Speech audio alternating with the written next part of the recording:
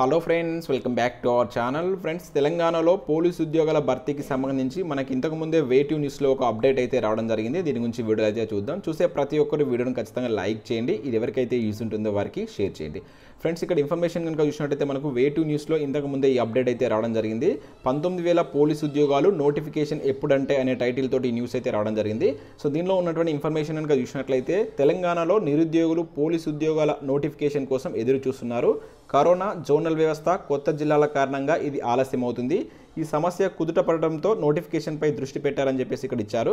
So ఇక్కడ చూసినట్లయితే ఇప్పటికే 19,449 పోస్టుల భర్తీకి ప్రతిపాదనకు సర్కార్ ఆమోదించింది. దీంతో ఈ నెలలో నోటిఫికేషన్ విడుదల చేసే అవకాశం ఉన్నట్లు తెలుస్తుందంటే ఇక్కడ ఇవ్వడం జరిగింది.